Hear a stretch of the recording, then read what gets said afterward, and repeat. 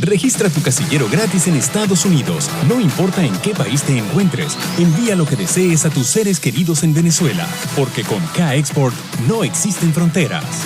Menciona en nuestra sede de Estados Unidos que nos viste en Factores de Poder y obtendrás un 10% de descuento en tu primer envío. Te invitamos a formar parte de nuestra gran familia K-Export. Déjalo todo en nuestras manos. ¿Sabes que tu auto es una de las mayores inversiones que harás en tu vida? No importa si es nuevo o es usado. ¿Sabes qué cobertura tienes para protegerlo? ¿Sabes cuánto pagas por cuya cobertura? ¿Conoces a tu agente de seguros? Opportunity Insurance está aquí para contestarle todas sus preguntas. Bienvenidos. Para ayudarle a escoger su mejor opción según sus posibilidades. Y recuerde, Opportunity Insurance, la oportunidad de andar por la vida asegurado.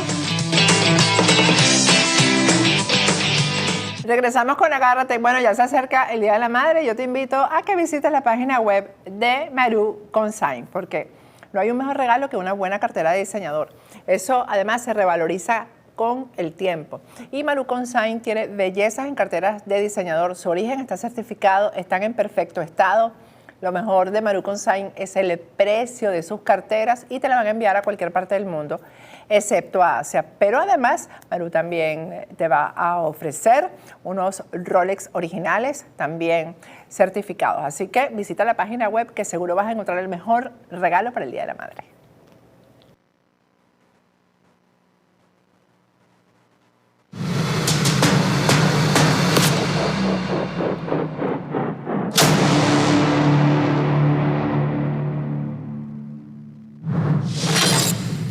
Regresamos con Agárrate. Vamos a conversar hoy, como todos los martes, con nuestro abogado de inmigración, Jesús Reyes. Buenas noches, Jesús, ¿cómo estás?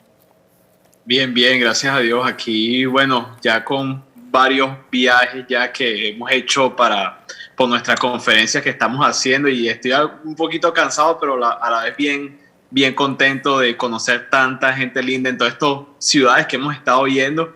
Pero no estamos parando, Patricia. Eso es prácticamente todos los fines de semana.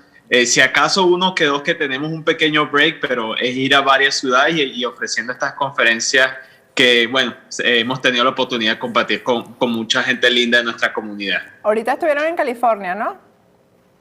Bueno, de hecho, vamos a ir a California. Es el próximo sábado. Sí, este mismo sábado, o sea, que la gente que nos esté viendo, que esté en Sacramento, que esté por el área de San Francisco, vamos a estar allí este fin de semana. Así que, bueno, les invito, es totalmente gratis, van a poder compartir con mi equipo, conmigo, y la vamos a pasar muy bien. Seguro. Jesús, el gobierno va a extender el cierre de las fronteras hasta el 21 de mayo. ¿A qué se debe eso? Sí, bueno, debido a la pandemia.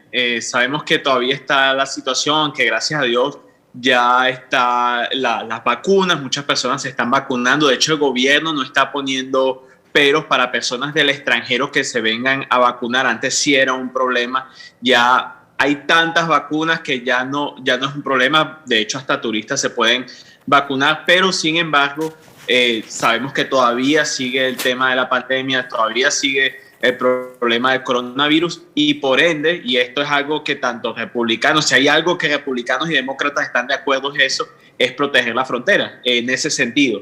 Ahora, desafortunadamente, eso sí afecta a lo que es la parte de inmigración, y por lo tanto se está restringiendo las personas que pueden entrar legalmente por la frontera. Pero es debido a lo que es el coronavirus. Vamos a ver si va a haber alguna otra extensión adicional o ya esta va a ser la última. Jesús, pero yo es que estoy un poco confundida porque las personas que estaban por el programa MPP del otro lado están ingresando ya, ¿no?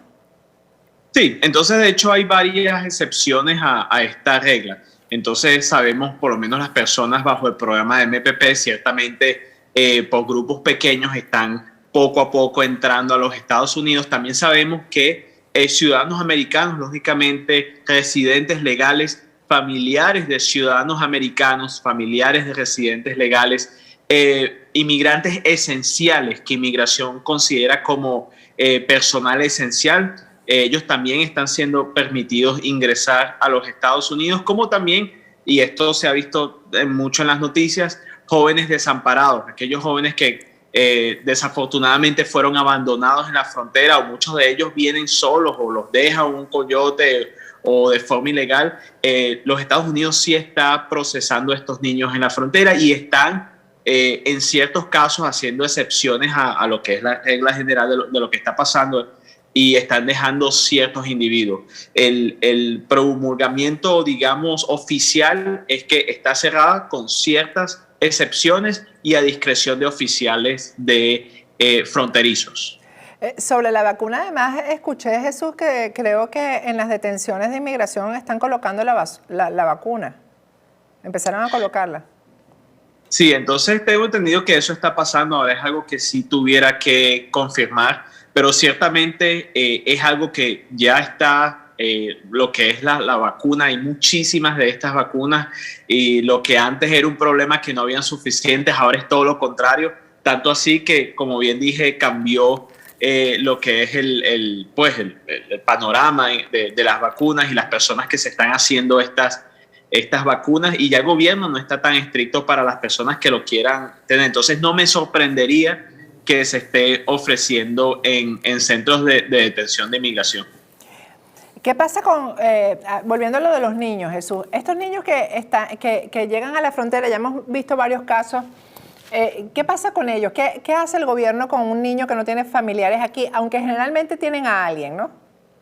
Correcto, sí, por lo general tienen a alguien. Entonces lo primero que hace el gobierno, la prioridad, es poder reunificarlos con familiares. Ahora, ya cuando no logra hacer eso, entonces ellos son trasladados al Departamento de Salud.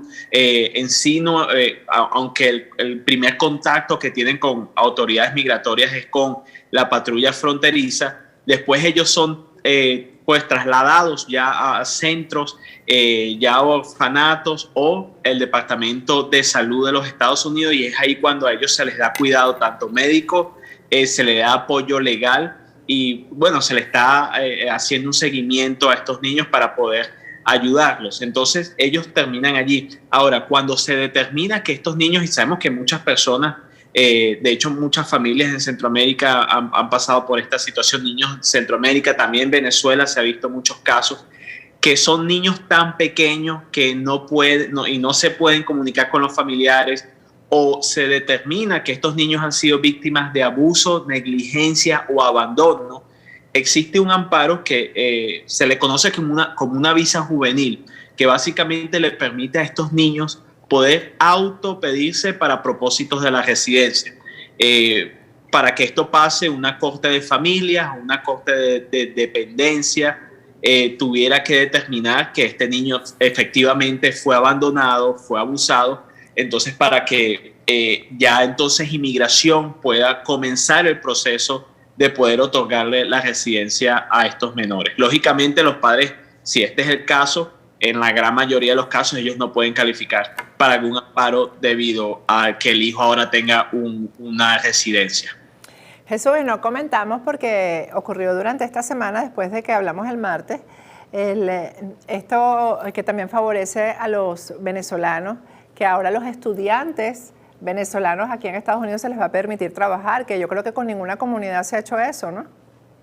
Sí, y eso son muy buenas noticias. Lo único que se tiene que demostrar es que existe esa necesidad financiera. Entonces ya con eso, bueno, sí, eso es una victoria, es algo muy bueno que le va a permitir a ciertos estudiantes poder trabajar. De hecho, antes de esta decisión, estudiantes de diferentes países podían trabajar, pero bajo ciertas condiciones y de forma limitada.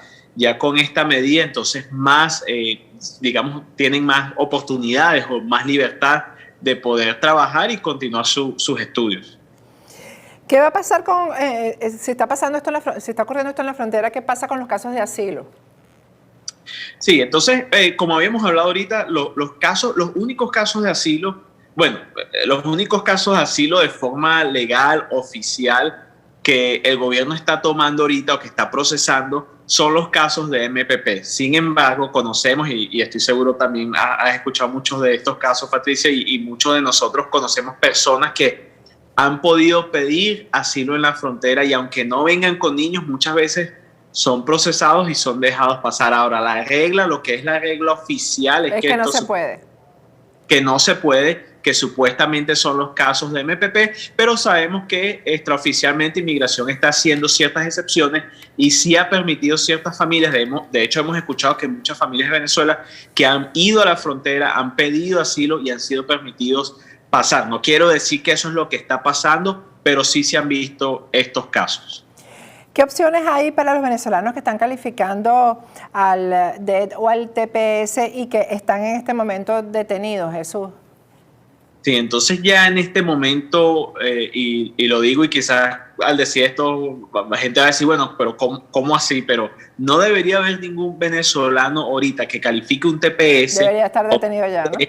Estando detenido, no debería pasar, al menos que esa persona haya cometido un delito grave, lo que se conoce como una felonía, o tenga varios delitos menores, posiblemente. Entonces en esos casos la persona sí puede estar ahí. Pero si es una persona que no tiene historia criminal, que es venezolano, que califica al DD o al TPS o a los dos, porque hay muchos que califican a los dos, no deben de estar ahorita en un centro de detención, y si lo están, es importante que las personas se comuniquen con un abogado de inmigración, porque no debería estar ese familiar, esa persona allí detenida.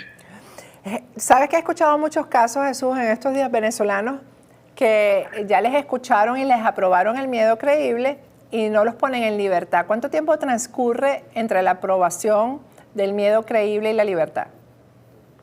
Sí, entonces por lo general eso tarda no más de 2 meses. Si ha pasado 2 meses, entonces sí es importante ver qué es lo que está pasando, porque muchas veces Inmigración, aunque es una agencia grandísima con muchísimas personas y capital, etcétera, también cometen errores. Entonces sí es estar, digamos, encima de ellos. Muchas veces, la persona, como bien dices, pasa la entrevista de miedo creíble, no le asignan una audiencia. Es importante que la persona se comunique con Inmigración, si el caso va a la corte, con la Corte de Inmigración. Entonces, es estar pendiente, comunicarse con estas agencias. A veces es difícil, pero sí se puede. Estas oficinas tanto de Inmigración como la Guardia Fronteriza, como las mismas Cortes de Inmigración, tienen maneras de uno comunicarse con ellos. Entonces, cuando esto pasa y ha pasado una cantidad de tiempo así, es importante que el solicitante se comunique directamente con la agencia que está procesando su caso para que éste sea procesado debidamente. Tú sabes que es bueno que tú digas eso, porque hay gente que me escribe y me dice que ayer le aprobaron el miedo creíble y no lo han puesto en libertad, porque creen que lo aprueban y entonces inmediatamente la persona sale en libertad. Cuando dices lo de los 2 meses, te agradezco que lo hayas dicho y que lo hayas aclarado, porque a todos les digo, tengan paciencia, Jesús, que tengan paciencia, porque sí, ya...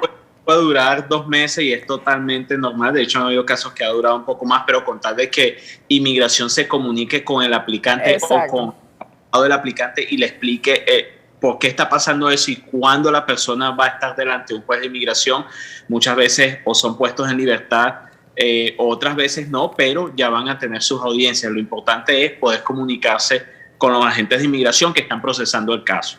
Eso es lo importante, que la familia tenga paciencia y el propio detenido tenga paciencia, porque en estos días le hicimos una entrevista y te lo comenté a Carlos Alonso Juárez, que nos mostró por video el centro de detención, y la verdad es que están bien, les dan de comer, están sobre todo están seguros, que eso es lo más importante, pero hay que tener paciencia. Sobre todo me dice Carlos Alonso que hay muchísimas personas, Jesús, está colapsado, están todos los centros de detención colapsados en este momento, entonces hay que dar el tiempo que está previsto y quizás hasta un poco más, pero que si ya llamaron a la persona, ya le escucharon su versión del miedo creíble, pues hay que tener paciencia, es un proceso, pero que se cumple finalmente, ¿no?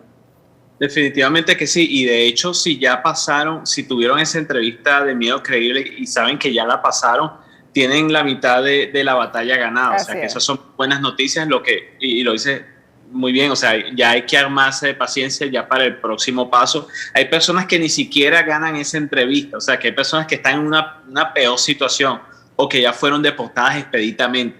Entonces, si su familiar o quizás nos están escuchando desde un centro de detención, sí, armarse de mucha paciencia, tener mucha fe. Y yo recomendaría, si ha pasado un tiempo, más de 2 meses, no se ha escuchado nada, entonces, si está detenido, hablar con su oficial de deportación, que él o ella debe tener esa información que usted necesita. Si usted no está detenido, entonces ya con la agencia que tenga su caso, posiblemente la Corte de Inmigración o la oficina de asilo. Pero es importante que la persona se arme de paciencia y después que pase un tiempo razonable pueda indagar a ver qué es lo que está pasando en su caso. Así. Bueno, eso nos vemos entonces el sábado en Sacramento, en California. Te vemos por allá, Patricia. Que te vaya bien, ni siquiera te lo tengo que desear porque yo sé que esos eventos además que son para también hace que la gente estreche lazos, conozcan a otras personas, ahí se hacen incluso, se conoce gente que puede colaborar y aliarse comercialmente, económicamente, así que eso da para todo. Así que muchísimas gracias. De todo, hablamos con la gente y la pasamos muy bien, así que los esperamos ahí. Este sábado vamos a estar en Sacramento. Gracias, Jesús. Muchísimas gracias. Gracias a ti, Patricia. Cuídate. Bueno, con esto me despido hasta mañana.